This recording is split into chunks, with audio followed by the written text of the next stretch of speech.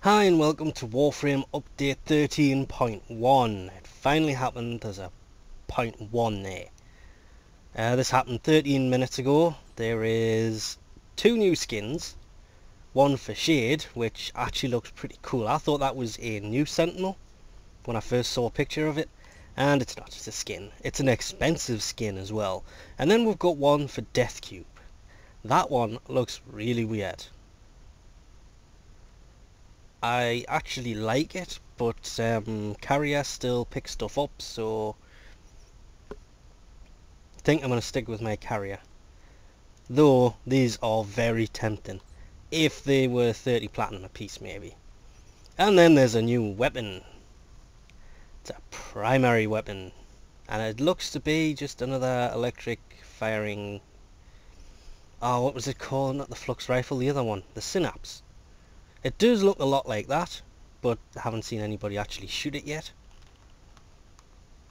But it literally, it sounds just like the Synapse, it looks just like the Synapse, but it does less damage. This, however, does look interesting for one major reason. It has a 50% crit chance. The 2 times that is double the damage, and the 50% is the chance of actually getting crit. So it's got a 50% crit chance, so with some crit mods in there, this thing could do a hell of a lot of crit mods. So this could actually be really good. The problem comes with a fire rate of 20, it's going to burn through the ammo like crazy.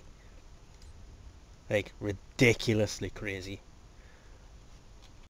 And then there is some changes to, I don't know, let's pick a random one. That's actually under conflict. These things, apparently the Dark Sector conflicts now have a maximum duration of 12 hours. Obviously this will probably take effect to ones after this. So once these ones are done, then the new ones should last about 12 hours.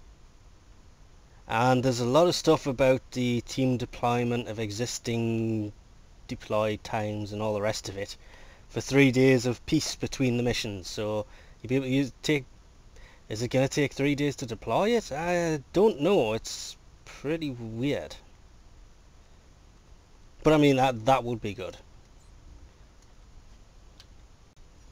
It's, what was it called? Basically it's amnesty. It's going to be a time period of 24 hours of peace. So I do believe Pluto at the minute is still... Yeah. So once this is done, rather than instantly being able to deploy like this one has, what you could do is it's going to be a 24-hour period before somebody else can attack it. So missions like this are going to become a lot more possible to do. Like you can launch this and the defense is going to be there for an extra 24 hours basically, because that takes 24 hours to build. And so that I like the idea of, because these added bonuses and all the rest of it here are good. There is just a lot of people who are taking over a lot of the map. Trying to go to Jupiter. That one's even in defense at the minute. Ooh. But yeah, there's a lot of people that are... The percentages are increasing very slowly. And it's going to get to the point where you're doing these missions and you're not coming out of it with any money. And you are able to make a lot of money on some of these missions.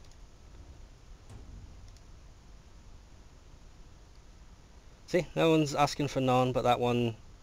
It's weird, because that isn't actually what happens when it gets there either. Dark Sectors is still a bit of a... in-progress thing, if you will. As well as, obviously, they've added in a drop table for the Tenno Specters, so... I'm assuming that's what this is in the codex under enemies. Nope, that won't work. They're supposed to appear in here. I mean, that is... I've got a lot of work to do for my codex. I haven't scanned half the amount of people. But the weird bit is, it's like, well... Corpus, Grenier, Infested, Wild, Oregon. There is no Tenno thing here, so... Not quite sure where they've hidden that either. There's a lot of stuff that's... It's like most stuff, they add it and it's buried so deep in the game it's pretty hard to actually find. But that weapon does look pretty nice. One of the other tweaks the changes. There's a lot of them. Loki's invisibility, or what is this? It now gets cancelled when a player is down, so you can actually find them now. That I like. And one of the other big ones for this, apart from some changes to some of the animations, is Tower 3 survival missions are now harder. There is more enemies spawning, and they have added more spawn points for the oxygen containers to be spawned into. So Tower 3 survival, it's harder, but there's things can spawn in different places now to where they could before, because people had them things memorized. So I think I'm going to jump into some Tower 3 survival later on, probably tomorrow, because that looks cool.